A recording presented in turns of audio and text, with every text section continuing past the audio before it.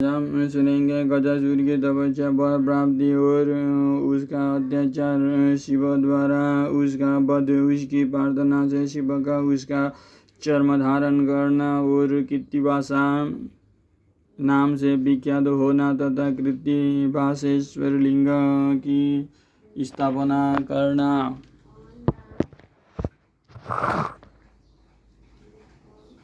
सनत कुमार जी कहते हैं, व्यास यह परम प्रेम पूर्वक शशि मौली शिव के उस चरित्र को समन करो जिसमें उन्होंने त्रिशूल द्वारा दानवराज गजासुर का वध किया था। गजासुर महिषासुर का पुत्र था।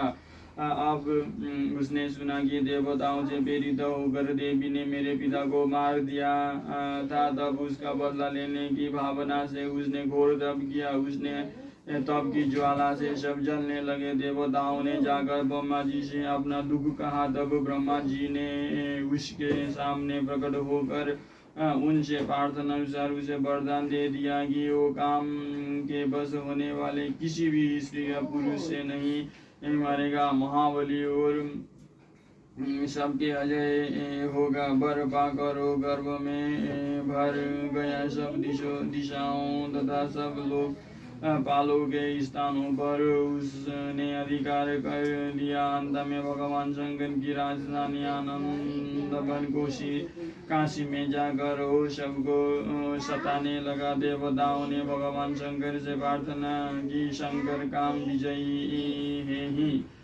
उन्होंने घोर युद्ध में उसे हराकर त्रिशूल में पिरो लिया। तब उसने भगवान शंकर का स्तवन किया। शंकर ने उस पर प्रसन्न होकर इच्छित वर मांगने को कहा। तब गजासुर ने कहा, दिगंबर स्वरूप महेश्वर, यदि आप मुझ पर प्रसन्न हो तो आपने त्रिशूल की अग्नि से पवित्र हुए मेरे इस चर्म को आप सदा धारण किए रहें। विभो में पुण्य गंधों की निधि हूँ, इसीलिए मेरा यह चर्म चिरकाल तक उग्र तपरूपी अग्नि की ज्वाला में पड़कर भी दग्ध नहीं हुआ है। दिगंबर, यदि मेरा यह चर्म पुण्यवान ना होता तो रंगागन में इसे आप के अंगों का संग कैसे प्राप्त होगा। शंकर, यदि आप तुष्ट है तो मुझे एक दूसरा वर और दीजिए, यह कि आज से आपका नाम कृत्तिवासा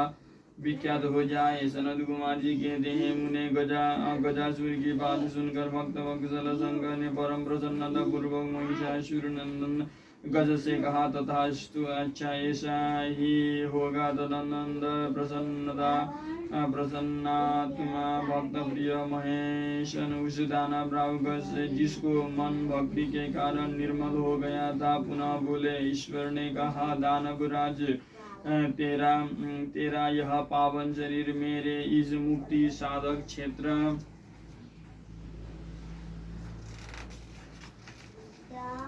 काशी में मेरे लिंग के रूप में स्थित हो जाए। इसका नाम कृत्तिवासेश्वर होगा। वो समस्त प्राणियों के लिए मुक्तिदाता, महान पातकों का विनाशक, संपूर्ण लिंगों में शिरोमणि और मोक्षप्रद होगा। यो के कर देवेश्वर दिगंबर शिव ने गजासुर के उस विशाल चर्म को लेकर उड़ लिया। मुनीश्वर, उस दिन बहुत बड़ा उत्सव मनाया गया। काशी निवासी सारी जनता तथा प्रमदगण हर्षमग्न हो गए। विष्णु और ब्रह्मा आदि देवताओं का मन हर्ष के परिपूर्ण हो गया।